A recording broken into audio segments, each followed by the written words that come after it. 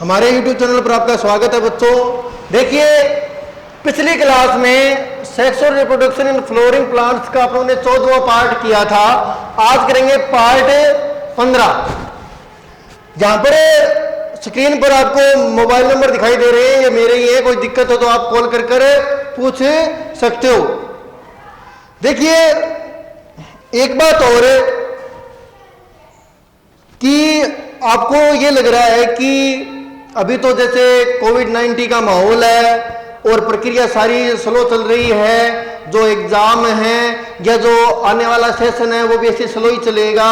ठीक है, तो इन बातों को दिमाग से निकाल दीजिए। ठीक है, जब भी आपके स्कूल खुलेंगे, ठीक है, तब से लेकर आपका जो एग्जाम होगा, ठीक है, बीच में जितना भी टाइम है उस दौरान प्रक्रिया बहुत तेज चलेगी। तेज कैसे चलेगी कि नॉर्मली आपको पता है कि आपका स्कूल लगता है जून के अंदर और एग्जाम होते हैं मार्च में। ठीक, लेकिन अब इस बार आपके स्कूल जुलाई में अगर शुरू हो जाए तो अच्छी बात है। जुलाई में शुरू होंगे, एग्जाम उसी टाइम होगा मार्च में ही, तो आपको 1 महीने का लॉस हो गया। ठीक, और इस लॉस को कम कैसे किया जाएगा कि जो अपनी छुट्टियां होती है होली की, दिवाली की, उनको कम किया जाएगा। यानी आपको ज्यादा दिन स्कूल आना होगा। ठीक है, ये नहीं है कि आपकी कोई छुट्टी हो जाएगी। जब से आपका स्कूल लगेगा, जब तक एग्जाम नहीं होते, आपको लगभग सिर्फ संडे को छोड़कर हर दिन स्कूल आना होगा।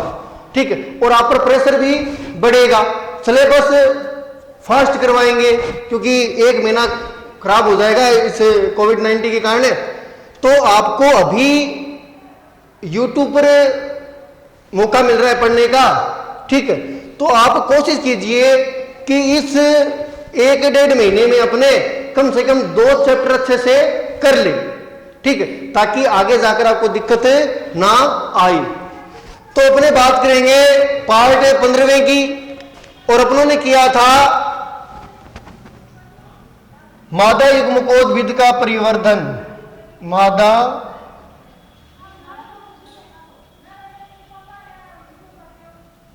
युग्मकोद्भिद का परिवर्धन।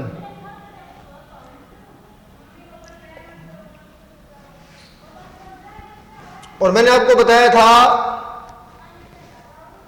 डायग्राम के द्वारा कि परिवर्तन किस प्रकार होता है। जैसे कि ये गुरु बीजाणु है, इसके केंद्रक में समसूत्री विभाजन होगा और दोनों केंद्रक इस प्रकार व्यवस्थित हो जाएंगे। फिर और समसूत्री विभाजन, टोटल 4 केंद्रक बन जाएंगे। फिर एक और, यानी टोटल 8 केंद्रक बन गए। ये ए, बी, सी और डी।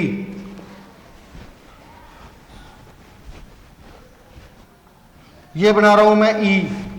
अब ये जो 8 केंद्रक है ये पुनर्व्यवस्थित होंगे। कैसे कि प्रत्येक ध्रुव से एक एक केंद्रक केंद्र की ओर गमन करेगा। यानी मान लीजिए यहां से ये केंद्रक यहां पर आ जाएगा और यहां से ये केंद्रक यहां पर आ जाएगा। तो इधर भी 3 बचेंगे और नीचे भी 3 बचेंगे। ठीक है, फिर क्या बताया था मैंने आपको,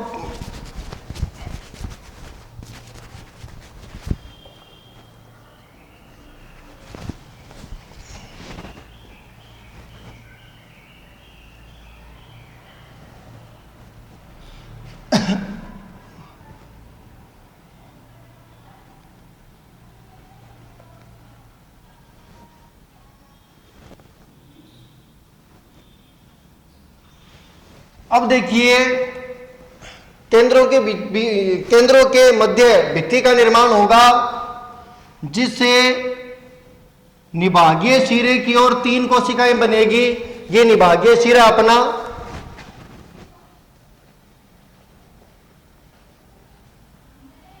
निभागीय और ये बीजांड द्वारीय। तो निभागीय जो सिरा है वहां पर 3 कोशिकाएं बनेगी या 3 कोशिकाओं का समूह होगा, और इन 3 कोशिकाओं को उन्होंने क्या नाम दिया था? एंटीपोडल्स, प्रतिमुखी कोशिकाएं। ये पोलर न्यूक्लियाई, और यहां पर भी 3 ही कोशिकाएं बनेगी। इस संरचना को, जिसमें 3 कोशिकाएं हैं, अपने क्या कहते हैं? अंडे उपकरण।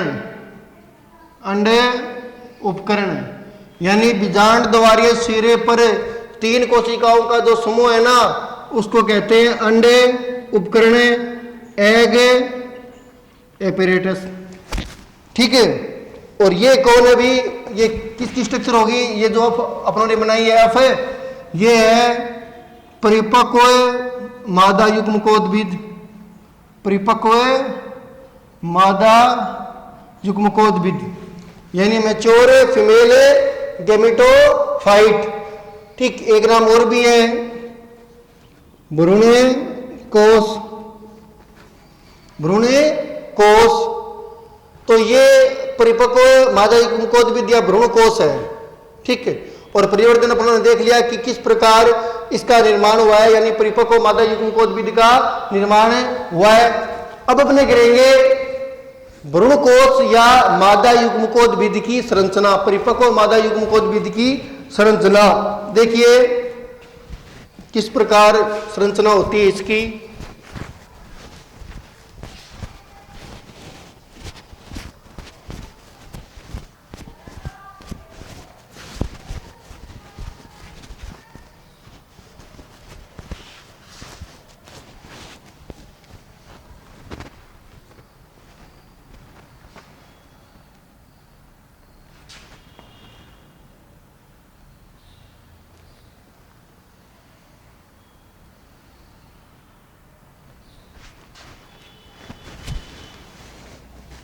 देखिए यहां पर है, ये जो है ये निभागीय सिरा है भी, निभागीय सिरा चलाजल एंड, और ये माइक्रोपाइलर एंड।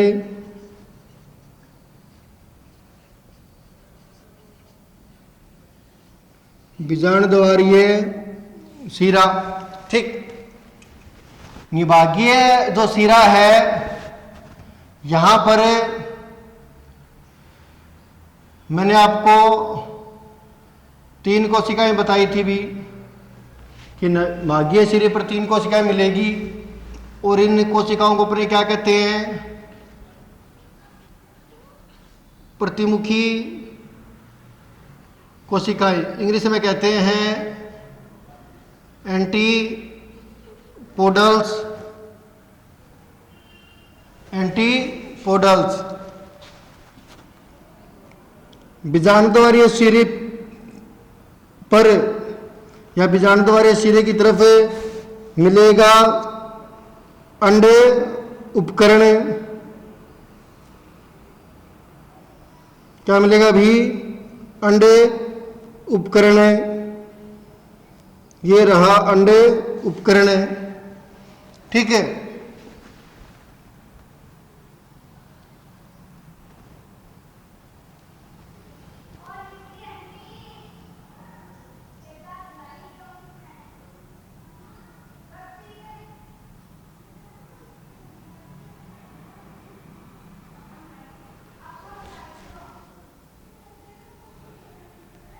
बीजांड द्वारीय सिरे की तरफ है अंडे उपकरण है।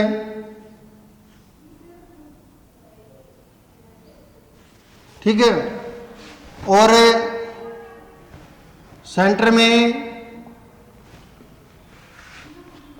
2 ध्रुवीय केंद्रक 2 पोलर न्यूक्लियाई।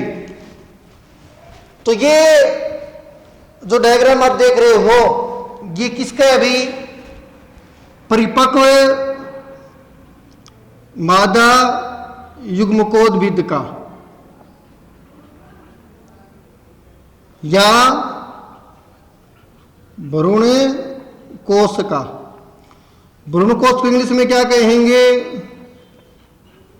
Embryo sac. मादा युग्मकोद्भिद को फीमेल गैमेटोफाइट। तो आप देख रहे हो कि परिपक्व मादा युग्मकोद्भिद यानी भ्रूण कोश 8 केंद्रकीय संरचना है भी, 7 कोशिकीय 8 केंद्रकीय है। तो 8 केंद्र के कौन से वो देखिए, 1 2 3 4 5 6 7 8 केंद्रकीय संरचना हो गई है, 8 केंद्रकीय। और 7 कोशिकीय बताइए मैंने आपको, 7 कोशिकीय। 7 कोशिकाएं कैसे है देखिए, 3 तो प्रतिमुखी कोशिकाएं होगी जो निभागीय सिरे की ओर मिलती है, एंटीपोडल्स। 3 यहां पर होगी, ठीक है। अब देखिए जो बीच में है, जो तुलनात्मक रूप से लंबी है, इसको अपने कहते हैं अंड कोशिका। क्या कहेंगे भी? अंड कोशिका, एग सेल। जो बीच में है, तुलनात्मक रूप से लंबी है, इसको कहते हैं अंड कोशिका। और ये मादा युग्मक की भांति काम करती है। और अंड कोशिका के दोनों तरफ यानी लेटरल, ये जो देख रहे हो आप, ये और ये, ठीक, ये और ये, इनको कहते हैं सहायक कोशिकाएं। सहायक कोशिकाएं यानी साइनरगिड्स, ठीक है, साइनरगिड्स। और सहायक कोशिकाओं में एक तंतुनुमा संरचना मिलती है भी। सहायक कोशिकाओं में एक तंतुनुमा संरचना मिलती है जिसको कहते हैं अपने फिलीफोरम उपकरण। सहायक कोशिकाओं में एक संरचना मिलती है तंतुरूपी, जिसको कहते हैं फिलीफोरम उपकरण, ठीक, क्या कहेंगे? फिलीफोरम उपकरण। और इसका काम क्या है? परागनलिका की दिशा निर्देशित करना। परागनलिका की दिशा निर्देशित करना, दिशा निर्देशित करना, ठीक है। तो ये जो स्ट्रक्चर है ये मादा युग्मकोद्भिद की है, परिपक्व मादा युग्मकोद्भिद, जिसको अपने भ्रूण कोश भी कहते हैं, एम्ब्रियो सैक भी कहते हैं। ये जो स्ट्रक्चर है ये 7 कोशिकीय और 8 केंद्रकीय है। 8 केंद्रक मैंने आपको बता दिए, 1 2 3 4 5 6 7 8, ठीक है। 7 कोशिकीय है तो 3 कोशिकाएं ये रही, 3 कोशिकाएं ये रही, 3 और 3 6। एक जो है वो ये रही, जो ये काफी बड़ी कोशिका है ना, ये जिसमें 2 ध्रुवीय केंद्रक है, ये इसको कहते हैं सेंट्रल सेल। Central cell. और फिर मैंने आपको बताया कि बीजांडद्वारीय सिरे पर 3 कोशिकाओं का समूह मिलेगा, 1 2 3, जिसको कहते हैं अंड उपकरण। और इस अंड उपकरण में एक तो होती है अंड कोशिका जो बीच में होती है, मध्य में होती है, तुलनात्मक रूप से लंबी होती है, और दोनों तरफ यानी लेटरल साइनरगिड्स होती है यानी सहायक कोशिकाएं। जो बीच वाली सेल है यानी जो अंड कोशिका एक सेल है, ये मादा युग्मक की भांति काम करती है। जो सहायक कोशिकाएं हैं उनमें एक तंतु रूपी फिलामेंटस यानी तंतु रूपी संरचना मिलती है जिसको कहते हैं अपने फिलीफोरम उपकरण। और ये परागनलिका की दिशा निर्देशित करता है भी, क्योंकि मैंने आपको बताया था कि परागनलिका वर्तिका से होती हुई बीजांड में एंटर करेगी और बीजांड से भ्रूण कोश में यानी मादा युग्मकोद्भिद में प्रवेश करती है, एंटर करती है। तो परागनलिका की जो दिशा है उसको कौन निर्देशित कर रहा है? यानी परागनलिका वर्तिका से होती हुई भ्रूण कोश में ही प्रवेश करे, इसको कौन निर्देशित कर रहा है? फिलीफोरम उपकरण, ठीक है। अब देखिए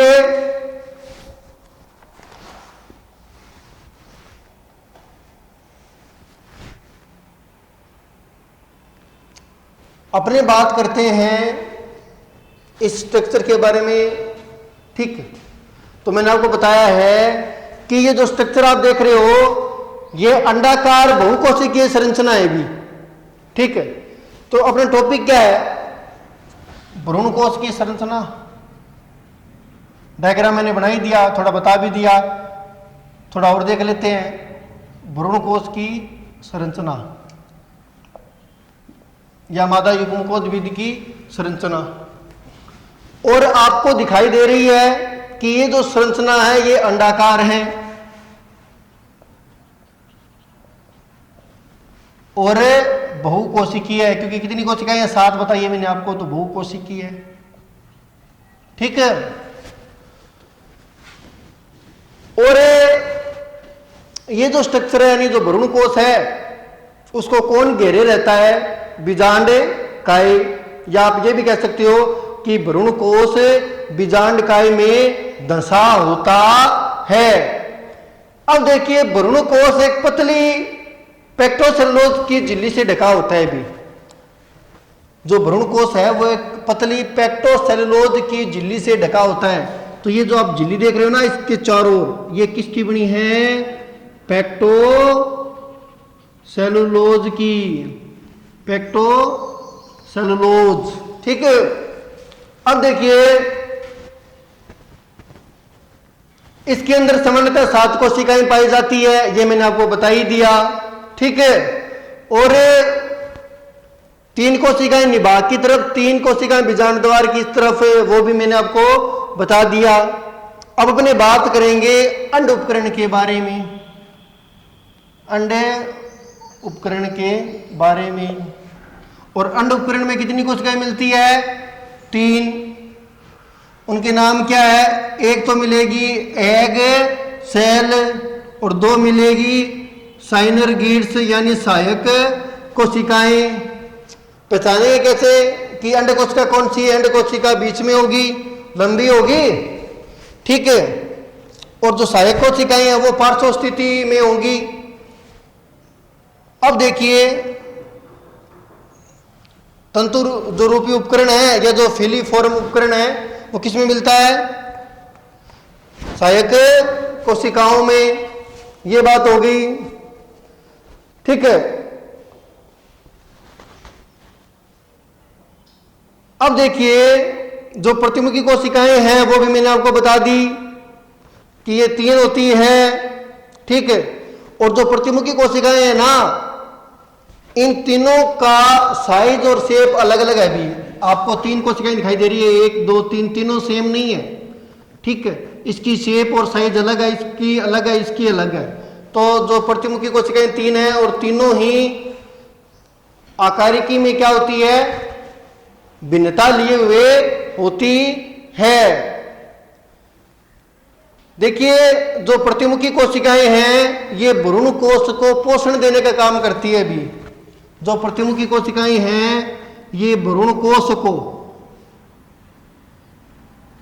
ठीक, भ्रूण कोश को पोषण देने का कार्य करती है। या आपने कह सकते हैं कि जब आगे भ्रूण परिवर्तन होगा तो जो थोड़ा बहुत पोषण है ना वो प्रतिमुखी कोशिकाएं देगी, और प्रतिमुखी कोशिकाएं भ्रूण कोश या परिवर्तित होते हुए भ्रूण को पोषण देते हुए लुप्त हो जाती है। यानी प्रतिमुखी कोशिकाएं कुछ समय तो दिखाई देती है लेकिन बाद में पोषण देते हुए वो गायब, लुप्त या नष्ट हो जाती है। और केंद्रीय कोशिका मैंने आपको बताया कि ये केंद्रीय कोशिका है भी। ये कौन है? केंद्रीय कोशिका, और इसमें 2 ध्रुवीय केंद्रक है। कई बार क्या होता है दोनों ध्रुवीय केंद्रक आपस में मिल जाते हैं और एक द्विगुणित संरचना बनती है जिसको कहते हैं द्वितीयक नाभिक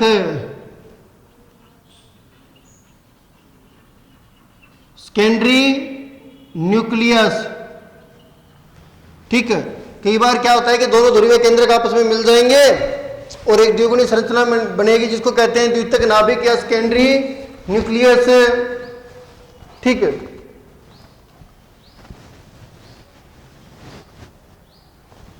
अब देखिए